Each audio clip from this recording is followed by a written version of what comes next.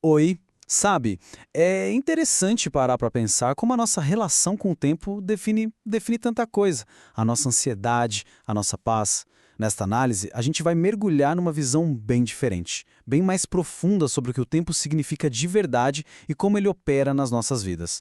Uma coisa que vai muito, mas muito além do relógio. E o nosso ponto de partida é essa frase. Forte, né? Ela já diz tudo.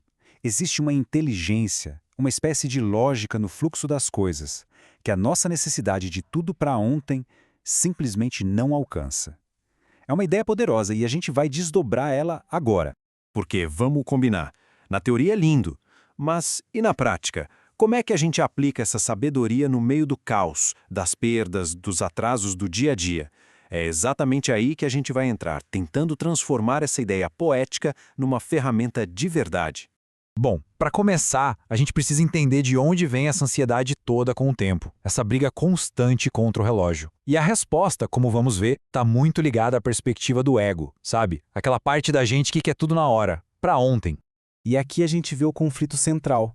De um lado, tem o ego exigindo controle, vendo um atraso como um grande fracasso, uma perda como o fim do mundo. Do outro, tem a psique, a nossa alma, se a gente quiser chamar assim, que funciona num ritmo, nossa, totalmente diferente. Para ela, um atraso pode ser só um ajuste de rota, e uma perda, quem sabe uma libertação.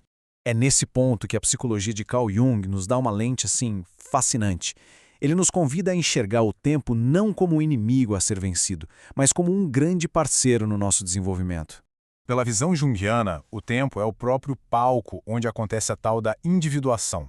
Não é só sobre ficar mais velho, sabe? É sobre amadurecer na direção da nossa versão mais autêntica. O tempo, então, cria o espaço que a gente precisa para essa transformação acontecer. E o mais interessante é que esse processo todo acontece nos bastidores. Enquanto o ego está lá na superfície, em pânico com a tempestade, a psique está nas profundezas, trabalhando quietinha, silenciosamente, para alinhar a gente com o nosso propósito. E ela só revela o sentido das coisas quando a gente está pronto para entender. Então, chegamos ao ponto central. Como a gente pode começar a ver os acontecimentos da vida com essa lente mais sábia?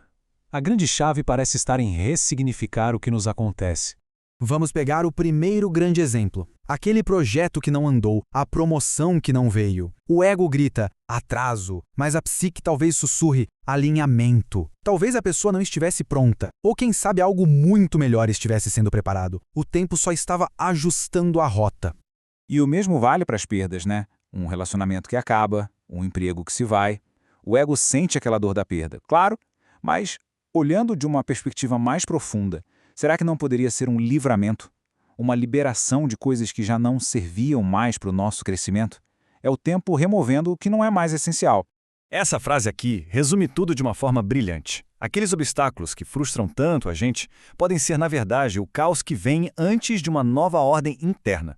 É como se a psique estivesse fazendo uma grande arrumação na casa, mesmo que, na hora, a gente só sinta a bagunça. Certo. Então, como se vive isso? A resposta é uma mudança de atitude mesmo. Sair da luta contra o tempo para entrar numa confiança consciente no processo da vida. E pensar nisso traz uma paz, né?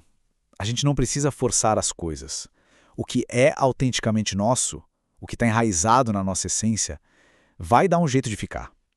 O que é superficial, o que é falso, o próprio fluxo da vida se encarrega de dissolver. E confiar não é uma atitude passiva de ficar parado esperando, de jeito nenhum. É uma prática ativa, consciente. É respirar fundo no meio da incerteza.